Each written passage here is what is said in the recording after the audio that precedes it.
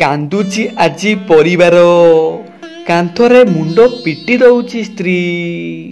ସୁଭଦ୍ରା ଟଙ୍କା ପାଇଁ ଘଟି ଯାଇଛି ବିରାଟ ବଡ଼ ଅଘଟଣ। ଏମିତି ଘଟିଯିବ ବୋଲି କେହି ସ୍ୱପ୍ନରେ ସୁଦ୍ଧା ଭାବିନଥିଲେ। ଭିଡ଼ିଓଟି ଆରମ୍ଭ କରିବା ପୂର୍ବରୁ ଯଦି ଆପଣମାନେ ମହାପ୍ରଭୁଙ୍କୁ ଭକ୍ତି କରନ୍ତି, ଯଦି ଆପଣମାନେ ମହାପ୍ରଭୁଙ୍କୁ ପୂଜ୍ୟ ବୋଲି ମାନନ୍ତି, ତାହେଲେ କମେଣ୍ଟ ବକ୍ସରେ ଜୟ ଜଗନ୍ନାଥ ଲେଖି ଦିଅନ୍ତୁ। ଘଟଣାଟି ଆରମ୍ଭ ହେଉଛି ବାଲେଶ୍ୱର ଜିଲ୍ଲା ସିମୁଳିଆ ବ୍ଲକ ଅନ୍ତର୍ଗତ ଓଡ଼ଙ୍ଗ ସାହିର। ସେହି ସାହିରେ ରହନ୍ତି ହେମନ୍ତ ସେଠୀ। ବୟସ ମାତ୍ର 49 ବର୍ଷ। ପେଶାରେ ହେମନ୍ତ ବାବୁ ଜଣେ ପରିବା ବେପାରୀ। ଗାଁ ଗାଁରେ ବୁଲି ବୁଲି ପରିବା ବିକ୍ରି କରନ୍ତି ସେ। ସେଥିରୁ ଯାହା ବି କିଛି ରୋଜଗାର ହୁଏ, ସୁଖେ ଦୁଃଖେ ପରିବାର ଚଳିଯାଏ। ସେହି ନିରୀହ ଲୋକ ସହିତ ଘଟି ଯାଇଛି ଅବିଶ୍ୱସନୀୟ ଅଘଟଣ। ହେମନ୍ତ ବାବୁଙ୍କ ପରିବାର କହିଲେ ସ୍ୱାମୀ ସ୍ତ୍ରୀ ଦୁହେଁ ଆଉ ତାଙ୍କ 4ଟା ଝିଅ। ବଡ଼ ଝିଅର ବିବାହର ସରିଥିଲେ ମଧ୍ୟ ତାର ସ୍ୱାମୀ ପରଲୋକ ହୋଇଯାଇଛି, ତେଣୁ ସେ ମଧ୍ୟ ଘରେ ରହୁଛି। ଆଉ 3 ଝିଅ ପାଠଶାଠ ମଧ୍ୟ ପଢୁଛନ୍ତି। ହେମନ୍ତ ବାବୁ ମୁଣ୍ଡ ଝାଳ ତୁଣ୍ଡରେ ମାରି ପରିବାର ଚଳାନ୍ତି। କାଳିଆ ଯୋଜନା ଭଳି ସୁଭଦ୍ରା ଯୋଜନାରେ ବି ଟଙ୍କା ଆସିବା କଥା ଶୁଣି ହେମନ୍ତ ବାବୁ ବହୁତ ଖୁସି ହେଇଯାଆନ୍ତି। କାରଣ ହେମନ୍ତ ବାବୁ ବହୁ ଦିନ ଧରି ଅନେକ କରଜ କାଢ଼ିଆରେ ବୁଡ଼ି ରହିଛନ୍ତି। ତାଙ୍କ ମୁଣ୍ଡ ଉପରେ ପାଖାପାଖି 3 ଲକ୍ଷ ଟଙ୍କାର କରଜ। ହେମନ୍ତ ଭାବିଥିଲେ ସୁଭଦ୍ରା ଯୋଜନାରୁ ଯଦି କିଛି ଟଙ୍କା ଆସିଥାନ୍ତା, ତାହେଲେ ସେ ତାଙ୍କ ଋଣ କିଛି ସୁଝି ପାରନ୍ତେ। ସୁଭଦ୍ରା ଯୋଜନା ପାଇଁ ଯାହା ବି କିଛି ଡକୁମେଣ୍ଟ ଆବଶ୍ୟକ, ସେ 2 ଦିନ ଧରି ସବୁ କାଗଜପତ୍ର ଠିକ ମଧ୍ୟ କରିସାରିଥିଲେ। ହେମନ୍ତ ବାବୁ ଥିଲେ ମଳିମୁଣ୍ଡିଆ ଲୋକ, ବହୁତ ସରଳ ବିଶ୍ୱାସୀ ସେ। ସେହି ସରଳତାର ଫାଇଦା ଉଠେଇ ସରପଞ୍ଚ ସୁଭଦ୍ରା ଯୋଜନା କରେଇଦେବା ନାଁରେ ହେମନ୍ତ ବାବୁଙ୍କୁ ଫୁସୁଲେଇ ଫାସଲେଇ 25,000 ଟଙ୍କା ମାଗିଲା। ଆଉ କହିଲା, ମଉସା, ଏ ସୁଭଦ୍ରା ଯୋଜନା କାହାକୁ ମିଳିବ କାହାକୁ ନ ମିଳିବ ଆର କିଛି ଠିକ ଠିକଣା ନାହିଁ। ତମେ ଯଦି ମୋତେ 25,000 ଟଙ୍କା ଦେବ, ତାହେଲେ ମୁଁ ତୁମର ସୁଭଦ୍ରା ଯୋଜନା ପକ୍କା କରେଇଦେବି। ଆଉ ତୁମକୁ ଏହି ଯୋଜନାରେ 1 ଲକ୍ଷ ଟଙ୍କା ମିଳିବ।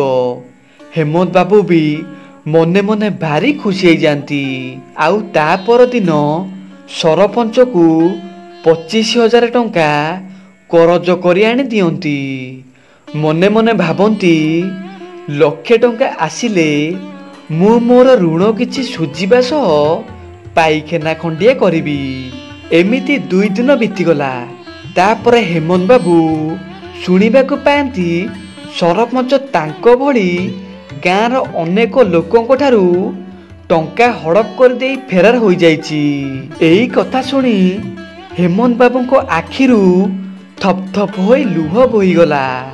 ତାଙ୍କ ମୁଣ୍ଡ କିଛି କାମ କଲା ନାହିଁ। ତାପରେ ହେମନ୍ତ ବାବୁ କାହାକୁ କିଛି ନ କହି ଘରକୁ ଆସନ୍ତି। ଆଉ ଘରେ ମଧ୍ୟ କାହାକୁ କିଛି ନ କହିପାରି ଉପାସରେ ରାତିଟା ଶୋଇଯାଆନ୍ତି। ତା ପରଦିନ ସକାଳୁ ଉଠି ମଧ୍ୟ କାହାକୁ କିଛି କହିପାରନ୍ତି ନାହିଁ।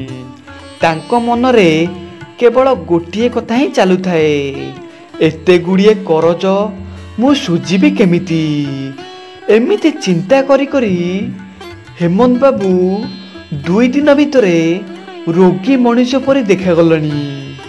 ଘରେ ସ୍ତ୍ରୀ ଆଉ ପିଲାମାନେ ମଧ୍ୟ ବହୁତ ବ୍ୟସ୍ତ ବିବ୍ରତ ହୋଇ ପଡୁଛନ୍ତି। ବାପାଙ୍କର କ'ଣ ହେଇଛି, ସେ କ'ଣ ପାଇଁ କିଛି ଖାଉନାହାନ୍ତି ଆଉ କାହାକୁ କିଛି ମଧ୍ୟ କହୁନାହାନ୍ତି। 2 ଦିନ ଧରି ଘରେ ଭାତ ହାଣ୍ଡି ମଧ୍ୟ ବସିନାହିଁ। ପିଲା ଛୁଆ ସମସ୍ତେ ଉପାସରେ ଅଛନ୍ତି। ସ୍ତ୍ରୀ ଯେ କାନ୍ଥରେ ମୁଣ୍ଡ ବାଡ଼େଇ କାନ୍ଦୁଛନ୍ତି। ହେମନ୍ତ ବାବୁଙ୍କ ସାନ ଝିଅ, ତା ନାଁ ଅର୍ଚ୍ଚିତା। ଅର୍ଚ୍ଚିତା ମହାପ୍ରଭୁଙ୍କର बहुत बड़ सेवायक। राति पाइला मात्रे पाख गाँव थिबा जगन्नाथ मंदिर को से चली जाए आउ महाप्रभुंकर पूजार्चन लगी पड़े। बापांकर एमिति अवस्था देखी अर्चिता महाप्रभु को आगरे गुहारी करे, हे कालिया, हे दया सिंधु दीनबंधु, मो बापा को तू भल कर दे रे कालिया, तू भल कर दे। चिंतारे हेमंत बाबू को अवस्था दिन को दिन बिगिड़बारे लगी। एमिति 4 दिन बीतीगला। गोटे दिन होता है मंगलवार। से दिन राति पाखापाखि 2टा बाजी जाए। परिवार समस्ते जी जुआड़े शोई पड़े। हेमंत बाबूंकर टिके आखि लगी जाए। सेतिकी बेले हेमंत बाबू गोटे खराब स्वप्न देखती। टंका न देबारु तांको सान झील को गाँवर महाजन किछि खराब व्यवहार करुची। हठात हेमंत बाबूंकर निद भांगी जाए। आउ चौदिग अंधार देखा जाए। आउ से समय हेमंत बाबू बुद्धि विवेक हरई दियंती। कांधरे पकईथिबा गामुछा को फैन रे लगेई आत्महत्या करने को जाती। ठीक सेतिकी बेले घटिला एक विराट चमत्कार। बोधे सीतार भक्तिर परीक्षा महाप्रभु रखिले। हेमंत बाबू को रूम रे 2टी बिलेई जोरे कामुड़ा कामुड़ी हेबाकू लागिले। आउ घरे समस्तंकर निद भांगी गला। आउ समस्ते आसी हेमंत बाबू को रूम रे पहुंची जाती। समस्ते कांद बोबाड़ी पकई हेमंत बाबू को उद्धार कले। अर्चितार भक्तिर परीक्षा बोधे महाप्रभु रखिचंती। सतरे महाप्रभु तुम महिमा अपार। यह कौनसी मनगड़ा कहानी नथिला। यह थिला अर्चिता मैडम को जीवन रे घटी जाइतिबा किछि वास्तविक कथा। जदि महाप्रभुंकर एही भिडियोटी आपण मानकु पसंद आछि ताहले कमेंट बॉक्स रे जय जगन्नाथ लिखिया पई भूलंतु नहीं।